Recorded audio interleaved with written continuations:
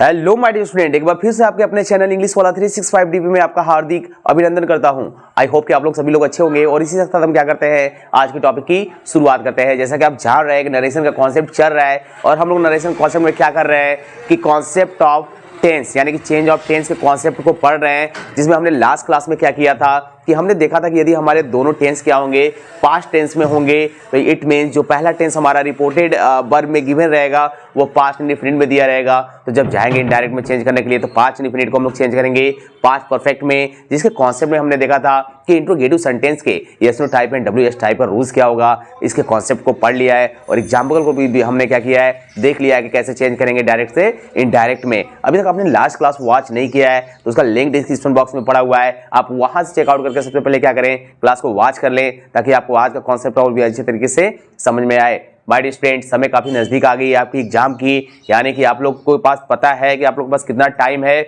मुझे बताने की जरूरत नहीं है। तो आपके लिए जितना रेलिवेंट वर्क होगा, ऐसा नहीं है कि बस आपको इंग्लिश ही पढ़ना है, आपका जो भी सब्जेक्ट है, मैथ है या आपका साइंस है या फिर आपका एसएसटी है, हिंदी है और इंग्लिश, तो आप लोग यहाँ पे ग्रामर देख ही रहे हैं, जो कि आपका पर्टिकुलर क्या देखने को आपको मिलता है, अलग अलग बोर्ड में अलग अलग टाइप से क्वेश्चन पूछा जाता है। नंबर ऑफ वेटेज जो होता है वो अलग अलग एकेडमिक क्लास एंड अलग अलग कॉम्पिटिटिव लेवल में अलग अलग होता है। तो जहाँ जहाँ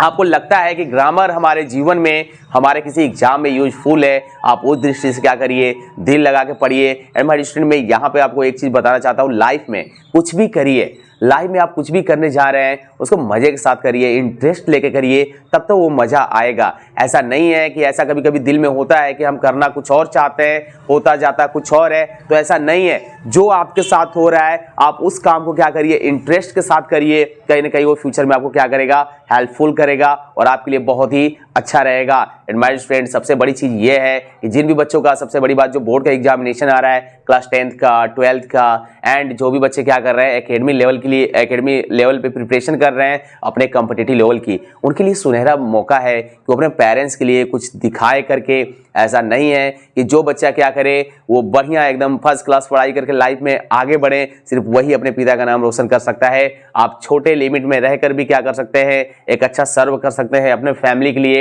और आप अच्छा रिस्पॉन्स दे सकते हैं, ताकि पिता का जो आपका क्या हो, चेस्ट हो, हमेशा क्या रहे, चौड़ा रहे आपके सोसाइटी में, और पिता को ऐसा लगे कि जो मेरा बेटा है वो क्या है, एबल है हमको सरवाइव करने के लिए हम लोग के लाइफ को। क्योंकि कहीं ना कहीं एक बाप के लिए उसका जो बेटा होता है ना, वो रिस्पॉन्सिबल होता है। क्योंकि अगर आपको ये, जब हम लोग बचपन में रहते हैं तो हम लोग को ये पता चलता है कि यार बाप है तो सब कुछ पॉसिबल है, यानी कि आपके पिताजी आपके लाइफ में हैं तो आपको किसी भी चीज़ का डर नहीं था, इतना हम लोग को कॉन्फिडेंस था कि हमारे पीछे कोई ना कोई क्या है, चट्टान की तरह खड़ा है, आंधी आए तूफान आए वह हर एक चीज़ को क्या कर लेगा, अपने ऊपर टकराने देगा, बट हमारे ऊपर आज नहीं आने देगा। लेकिन अब वो समय है कि आप क्या करें, रिस्पॉन्सिबिलिटी को उठाए और कहीं ना कहीं ऐसा आपको शो कराना है, दिखाना नहीं है, वो करके दिखाना है, ताकि पिता को क्या हो, क्योंकि आप जानते हैं लव को हम लोग क्या कर सकते हैं, दिखा नहीं सकते हैं। लव एक फील होता है, यानी कि आपको पेरेंट्स को लगे कि मेरा जो बेटा है ना वो मेरे लिए कुछ अच्छा कर रहा है, मेरा जो सर है ना वो ऊंचा रख रहा है, तो कहीं ना कहीं इसके लिए आपको करना क्या पड़ेगा, हार्ड वर्क। एक ही बस निकनेम है हार्ड वर्क। हार्ड वर्क करेंगे तो result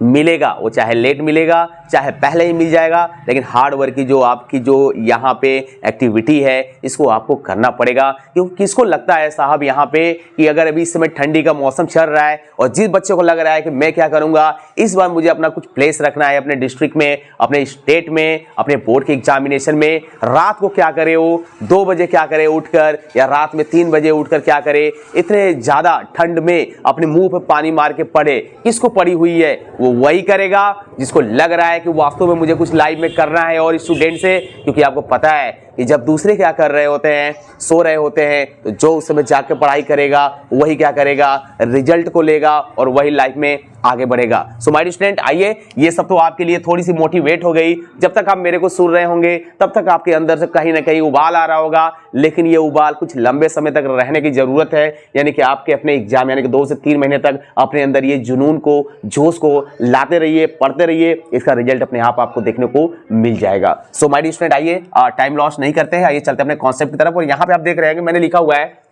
if reporting verb in past tense and इस केस में है reported verb in past perfect tense, so it will be change into past perfect tense. My student, कहानी यहाँ पे आएगी कि हम लोग टेंस के कॉन्सेप्ट में ये पढ़ रहे हैं कि कौन सा टेंस किस में चेंज होगा। अब हम लोग धीरे धीरे क्या किए हैं, यहाँ पे थोड़ा सा लाइफ में आगे अपने बढ़े और ये देखें कि यहाँ पे नरेशन के कॉन्सेप्ट में कि यदि हमारा पास्ट परफेक्ट टेंस गिवन रहेगा आपके डायरेक्ट स्पीच में, तो इनडायरेक्ट में जब जाएंगे चेंज करने के लिए तो हमारा चेंज होगा पास्ट परफेक्ट टेंस में ही। एक और आपका टेंस है माय डियर स्टूडेंट, वो आपका क्या है, पास्ट कंटीन्यूअस टेंस, जिसके बारे में आपको क्या किया गया है, बता दिया गया है। एंड यहां पे हम लोग देखेंगे कि पास्ट परफेक्ट टेंस का कॉन्सेप्ट क्या है। आइए जल्दी से इसे क्या कर लेते हैं, रिवाइज कर लेते हैं, ताकि हम लोग का क्या हो जाए, यहाँ पे टेंस भी क्लियर हो जाए और हम लोग को समझ में भी अच्छे तरीके से आए। तो पास्ट परफेक्ट टेंस में जो आपका हेल्पिंग वर्ब यूज होता है माय डियर स्टूडेंट, वो आपका क्या होता है, वो आपका यूज होता है हैड। आपका सब्जेक्ट रहेगा सिंगुलर या आपका सब्जेक्ट क्या रहेगा, प्लूरल। हम लोग करेंगे क्या, लगाएंगे हैड और सब्जेक्ट, इसके साथ क्या करेंगे, वर्ब का थर्ड फॉर्म लगाएंगे। चाहे आपका ये जो हैड हेल्पिंग वर्ब है निगेटिव सेंटेंस में भी क्या होगा, आपके दोनों सब्जेक्ट्स के साथ, यानी कि सब्जेक्ट सिंगुलर गिवे रहेंगे तब भी क्या करेंगे, हैड ही लगेगा, सब्जेक्ट प्लूरल रहेंगे तब भी हैड ही लगेगा और वर्ब का थर्ड फॉर्म लगेगा, चाहे कोई भी सेंटेंस हो, निगेटिव हो, इंट्रोगेटिव हो एंड अफर्मेटिव हो। यानी कि यहाँ पे बात की गई आपकी इंट्रोगेटिव एंड निगेटिव सेंटेंस में भी लगेगा आपका helping verb had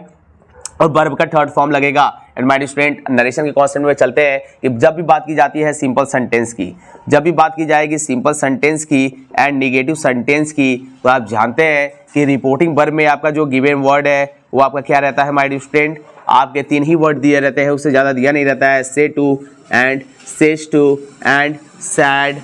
to. So my student, यहाँ पे हम लोग करते क्या थे कि सेड टू के कॉन्सेप्ट में हम लोग ये देखते थे कि यहाँ पे सेड टू किस में बदल जाता था, आपका टेल में, एंड सेज टू आपका बदल जाता था टेल्स में, एंड सेड टू आपका बदल जाता था टोल्ड में। हम लोग क्या करते थे माय डियर स्टूडेंट, रिमूव करते थे कॉमा, डबल इन्वर्टेड कॉमा को और इसके जगह पे कंजंक्शन डैट का यूज करते हैं। सो यहाँ पे कंजंक्शन डैट का यूज होता है और एट लास्ट हम लोग क्या करते हैं, फुल स्टॉप लगा देते हैं। बाकी आप क्या करेंगे, number of person, number of nominative case, objective case and adjective pronoun के थ्रू आप क्या करते हैं, चेंज करते हैं डायरेक्ट से इनडायरेक्ट में। तो आइए देखते हैं कि if reporting verb in past tense and reported verb in past tense, so it will be change in past perfect tense में, यानी कि पास्ट परफेक्ट टेंस में ही चेंज होगा। इसके अफर्मेटिव नेगेटिव सेंटेंस के गिवन एग्जांपल को कैसे चेंज करेंगे डायरेक्ट से इनडायरेक्ट में। तो आइए यहाँ पे चेंज करते हैं my student, rules for affirmative sentence and negative sentence में आप देख रहे हैं कि मैंने यहाँ पे एग्जांपल ले रखा है और यहाँ पे हम लोग करेंगे क्या, यहाँ आप देखते हैं राम है ना, आप लिखिए सिंपली राम, सेड टू बदल जाएगा आपका किसमें, टोल्ड में, मी है मी, कॉमा डबल कॉमा हटा के हम लोग क्या करेंगे, डेट लगाएंगे। आई है फर्स्ट पर्सन, हम लोग करेंगे रिपोर्टिंग वर्ब के सब्जेक्ट के अनुसार, यहाँ पे नेम है लेकिन हमेशा इसका प्रोनाउन लिखेंगे, मेल के लिए क्या लिखते हैं, ही। एंड माय स्टूडेंट, यहाँ पे हैड है, आपका हैड ही रहेगा, कोई दिक्कत नहीं है। थर्ड फॉर्म आपको क्या करना है, जो गिवन है आपको वही लिख देना है, यानी कि बस सब्जेक्ट हेल्पिंग वर्ब आपको क्या करना है, यहाँ पे चेंज करना है, finish the work. At last आप करेंगे क्या माय स्टूडेंट, फुल स्टॉप लगा देंगे। बनाएंगे कैसे, Ram told me that he had finish the work. यहाँ पे मैंने सेकंड एग्जांपल ले रखा है, he said to them you had not taught the students। My dear student, यहाँ आप देख रहे हैं मैंने नेगेटिव सेंटेंस ले रखा है, तो यहाँ पे हम लोग बनाएंगे कैसे, he, यहाँ पे हो जाएगा आपका told them, comma double into comma में डैट, यू है आपका, यानी कि ये वाला जो पार्ट आप देख रहे हैं आपको, इसको हम लोग क्या बोलते हैं, रिपोर्टेड वर्ब। इसको हम लोग बोलते हैं रिपोर्टेड वर्ब। सो रिपोर्टेड वर्ब का सब्जेक्ट सेकंड पर्सन होगा तो वह रिपोर्टिंग वर्ब के, यानी कि ये वाला जो पार्ट है आपका क्या है, रिपोर्टिंग वर्ब है। So my dear student, reporting verb के यानी कि ऑब्जेक्ट के अकॉर्डिंग बदलेगा, तो ऑब्जेक्ट यहाँ पे देम है तो देम आपको यहाँ पे देखना जरूर है, लेकिन हमेशा लिखना है नॉमिनेटिव केस, तो यहाँ पे हो जाएगा आपका दे, हैड लगेगा, कोई दिक्कत नहीं है, नॉट है नॉट लगाइए, शॉर्ट थर्ड फॉर्म लगेगा ही लगेगा, द स्टूडेंट है, आप द स्टूडेंट क्या करेंगे, सिंपली एज इट लिख के फुल स्टॉप लगा देंगे। माय डियर स्टूडेंट, बनाएंगे कैसे, he told them that they had not taught the student. इस तरह से हम लोग करेंगे क्या कि देखेंगे कि हमारे रिपोर्टिंग वर्ब अगर पास्ट टेंस में है और हमारे दोनों टेंस यानी कि हमारे रिपोर्टिंग वर्ब में यानी कि पास्ट परफेक्ट टेंस देगा, तो इन डायरेक्ट में जाएंगे चेंज करने के लिए, तो पास्ट परफेक्ट टेंस में ही चेंज होता है। बस हम लोग करेंगे क्या कि अकॉर्डिंग यहाँ पे हेल्पिंग वर्ब आपको क्या करना है, सब्जेक्ट को भी नहीं देखना है, क्योंकि पता है कि पास्ट परफेक्ट टेंस में सब्जेक्ट सिंगुलर हो या प्लूरल हो, हम दोनों के साथ हैड लगाते हैं और वर्ब का थर्ड फॉर्म लगाते हैं। सो मेरे आज के पढ़ाई हुए कॉन्सेप्ट में यदि आपको कहीं पे भी प्रॉब्लम है माय डियर स्टूडेंट, तो आप अपने क्वेश्चन को कमेंट बॉक्स में जरूर पुट अप करेंगे। यहाँ पे थोड़ा सा देख लीजिए माय डियर स्टूडेंट कि यहाँ पे हमने क्या किया है, I had finish the work. यहाँ पे थोड़ी सी मीनिंग क्या है हम लोग की, यहाँ पे स्पेलिंग देख रहे हैं हम लोग, थोड़ा सा यहाँ पे रॉन्ग है। फिनिश की स्पेलिंग क्या होती है माय डियर स्टूडेंट, इसको हम लोग क्या करते हैं, यहाँ पे सही करेक्ट कर लेते हैं। यहाँ पे होगा आपका फिनिश्ड द वर्क, तो कहीं ना कहीं यहाँ पे भी आपका क्या होगा माय स्टूडेंट, यहाँ पे लगा लीजिए आई, बाकी आपका सब कुछ सही है, बाकी कोई भी चेंजिंग आपको नहीं करनी है। And my student second example आपने देखा ही है कि किस तरह से बनाया गया है, यहाँ पे ये बिल्कुल करेक्ट है। तो इस तरह से यदि आपको एग्जाम में कहीं पे भी आपको यहाँ पे डायरेक्ट स्पीच का सेंटेंस देखने को मिले तो आप इसे इनडायरेक्ट में यानी कि पास्ट परफेक्ट टेंस का मिले आपको रिपोर्टेड वर्ब, आपका ये सेंटेंस रहे तो आप उसे इनडायरेक्ट में जाएंगे चेंज करने के लिए, तो पास्ट परफेक्ट में ही चेंज करके करेक्ट बनाएंगे। सो माय स्टूडेंट हम लोग मिलेंगे नरेशन के नेक्स्ट क्लास में, तब तक आप मेरे साथ बने रहिएगा। All the best.